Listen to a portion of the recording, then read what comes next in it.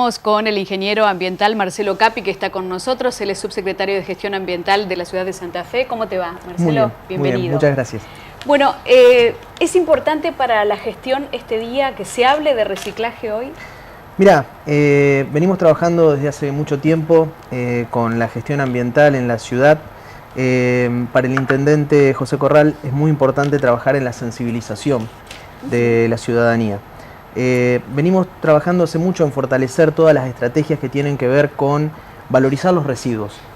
El Día Internacional de Reciclaje, el Día Mundial de Reciclaje, lo establece la UNESCO hace mucho tiempo, como una forma de sensibilizar a la población respecto de la importancia de reciclar y reutilizar los recursos, porque fabricar cualquier elemento desde cero implica un consumo energético, un consumo de materia prima, consumo de elementos derivados de petróleo y emisiones en grandes cantidades que podrían verse reducidas al reciclar, es decir, hacer un nuevo ciclo con una materia prima que ya fue utilizada en una primera instancia. Por ejemplo, una botella plástica, ¿a qué puede ir destinada? A cualquier otro elemento plástico, otra botella, un tupper. ¿Juegos de chicos? Sí, totalmente. De hecho, hay distintos tipos de plástico. No es lo mismo un plástico utilizado para construir una botella que el que se utiliza, para un ejemplo cercano, para la tapita. Son distintos tipos de plástico y con cada uno se pueden hacer ciclos distintos de elementos. ¿André? Ingeniero, en cuanto a los recursos orgánicos, ¿por qué no hay proyectos o campañas para los que viven fuera de los lugares donde... Porque se están haciendo, la ciudad se está extendiendo y obviamente el gas natural está situado en un cierto lugar. Entonces, ¿por qué no se hacen más campañas para obtener biogás, por ejemplo? Bueno, respecto del biogás, si bien el reciclado hace referencia puntualmente a los residuos secos o inorgánicos, respecto a los orgánicos venimos trabajando hace mucho tiempo en el compostaje, y compostaje domiciliario fundamentalmente. Sí. Es una forma de valorizar este tipo de recursos que de una forma u otra terminan yendo al relleno sanitario, que es el lugar de disposición final que tiene la ciudad de Santa Fe. Ahora, para la producción de biogás estamos trabajando tanto en el relleno que tuvo el fin de su vida útil, que es el relleno que se utilizó hasta fines de 2011, tanto también para el relleno que funciona hoy en el complejo ambiental, que se utiliza hoy actualmente en la ciudad para la disposición final de residuos, en la instalación de un método de captación de los gases. De hecho, el relleno fue concebido con esa impronta y tiene todas las instalaciones para la captación tanto de los lixiviados, que es la porción líquida, como de los gases, para posteriormente hacer la producción de biogás. Es un proceso complejo y lo estamos estudiando porque, como siempre decimos, la ciudad de Santa Fe se encuentra situada entre dos ríos. Al norte ya tenemos otra localidad. No tenemos lugares de sobra para instalar rellenos sanitarios, con toda la complejidad que esto lleva atado. Y además no hay procesos fehacientemente certificados, es decir, con la certeza ambiental de no generar polución, que disten de lo que hoy es el relleno sanitario. Razón por la cual, al no tener más espacio físico para seguir instalando otros rellenos, tenemos que ver cómo disponemos cada vez menos. Es como siempre hacemos la comparación con el cesto de basura de casa. Si yo dispongo de una botella de gaseosa en el cesto de basura, inmediatamente reduzco muy rápido el volumen del cesto.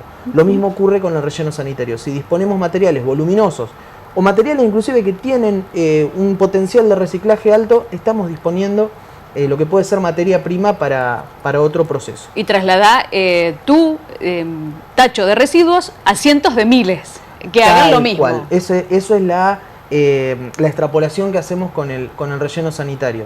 No podemos seguir construyendo más y más rellenos, razón por la cual el que tenemos, que tiene una vida útil de unos años y que fue calculado para incluso poder abastecer del servicio a Santa Fe y al área metropolitana, tiene una vida útil que tenemos que ser conscientes de que hay que cuidarla.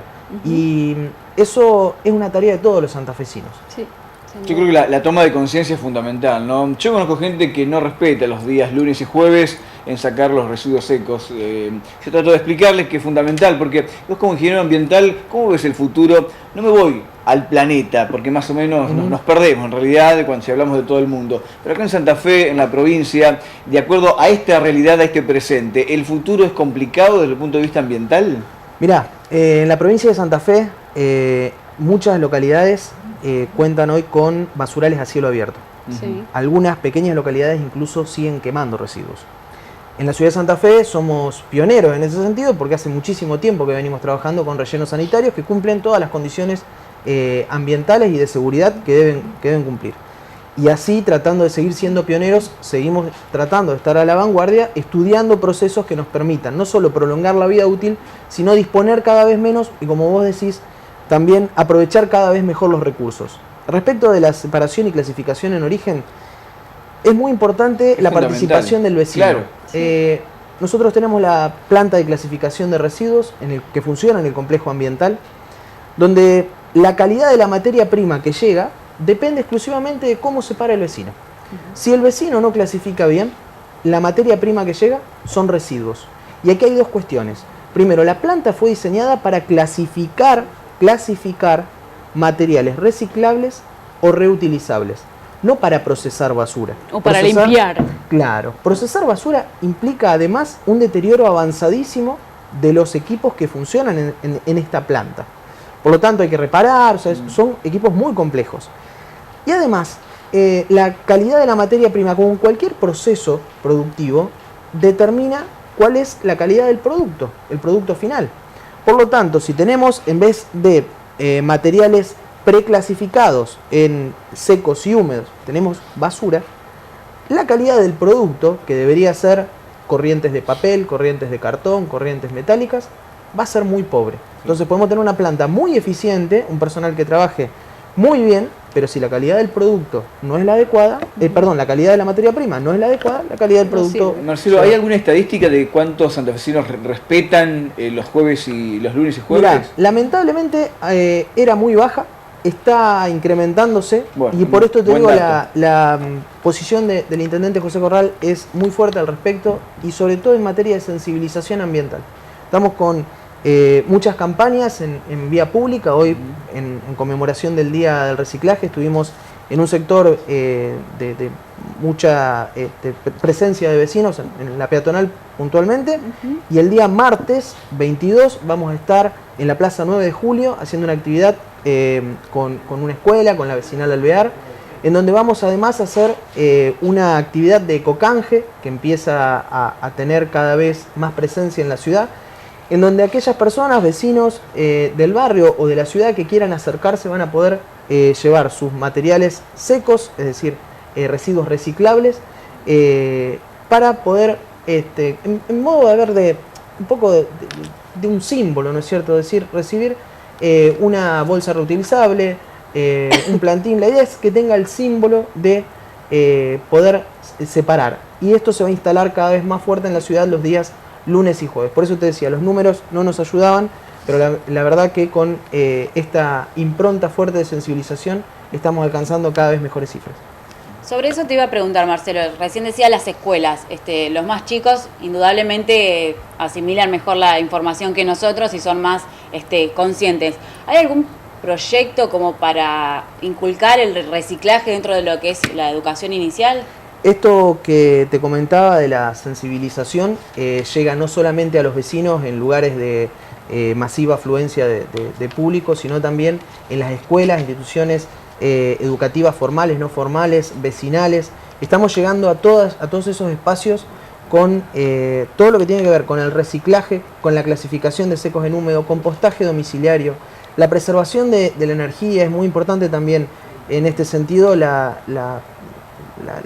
situación que estamos pasando energética en el país con el consumo que tiene, y a su vez tratando de generar cada vez con energías renovables. Claro, pero no como una charla esporádica, sino como una materia, por decirlo así. Bueno, como mira, una materia que sea la legislación constante. ambiental vigente en Nación, la ley 25675 de Nación, que es la Ley General de Ambiente, y la Ley General de Políticas Ambientales de la provincia, Ley 11717, más todas las normativas municipales que trabajan puntualmente en este sentido, incorporan a la educación formal y no formal a la educación ambiental en todos los ámbitos, formales, no formales e informales. Por eso se está trabajando tanto, como te digo, en esto de sensibilización. En un futuro, ¿qué pasa si no reciclamos? ¿Qué pasa si no reciclamos? Los recursos son acotados, la capacidad de disposición final es también cada vez más acotada y nos vamos a encontrar ante paradigmas como por ejemplo, si yo te planteo que las ciudades europeas más avanzadas hoy están incinerando y con esto de incinerar los residuos generan energía, probablemente como sociedad la primera reacción que tengamos sea de pararse frente a esto de incinerar. Hoy la provincia de Buenos Aires está atravesando ese proceso porque un relleno sanitario puede reunir todas las condiciones de seguridad habidas y por haber. Ahora, no es más que seguir enterrando. Sí. Dicho pronto, es seguir enterrando recursos. Sí. Y si consideramos que el húmedo puede generar recursos tales como el biogás o energía y el seco puede ser reciclado, no es muy difícil llegar a la conclusión de que estamos enterrando recursos. Por lo tanto, la única vía es esta y me parece que es ahí donde tenemos que trabajar con los vecinos. ¿Y por qué queman? ¿Por qué queman? En Europa, por ejemplo, ¿por qué están quemando? Porque no tienen lugar como nosotros para seguir haciendo rellenos sanitarios y porque tienen tecnologías muy avanzadas de las que se empieza a disponer en Latinoamérica desde hace relativamente corto tiempo. Yo vivo en Colastiné, por ejemplo. La gente tiene la costumbre de quemar basura todo el tiempo. Y otra de las cosas, no existe en alrededor de mi casa, por ejemplo, la cultura de separar. Porque vos lo ves. Ojo que cuando hablo de incinerar, como se incinera en Europa, se incinera en ciertas condiciones. No es lo mismo que una quema que es la que se produce en un basural a cielo abierto. Estamos hablando en otras condiciones. A ver, esa quema, por ejemplo, Colastiné no debería producirse. No, porque además genera dioxinas y furanos, que son sustancias químicas que generan afecciones pulmonares y afecciones todavía mucho más complicadas que tienen que ver incluso con enfermedades de tipo carcinógenas. Sí. O sea que el vecino no debería quemar nada. El vecino no debe quemar porque en la ciudad tenemos los servicios de recolección y transporte de residuos en toda la ciudad. Y si así el vecino detectase que el servicio no se está prestando o el camión no pasa por esta cuadra, tiene que comunicarse inmediatamente con el 0800 porque es función del gobierno municipal estar encima de la prestación de servicio porque los residuos deben ser recolectados por la empresa prestataria del servicio. Antes de despedirnos, repasamos qué se considera residuos secos para que la gente los lunes y los jueves saque ese tipo de residuos. Los plásticos, los papeles, el cartón, todo aquel material que pueda ser ciclado en un nuevo producto. Húmedo es yerba, un saquito de té. O sea que si yo, por ejemplo, tenía un sachet de leche.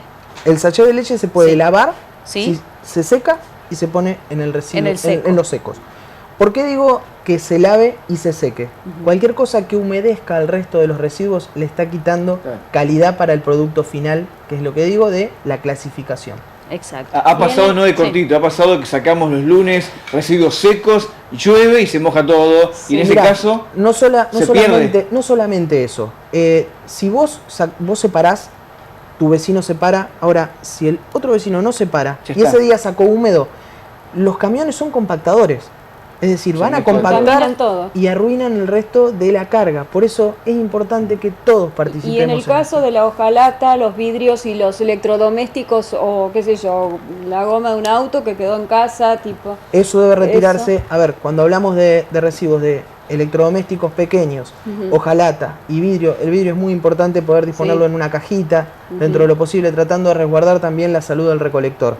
Está haciendo un trabajo que tiene sus riesgos y si sacamos un espejo, una ventana... Algo roto. Por favor, indicarlo, en una caja indicándolo.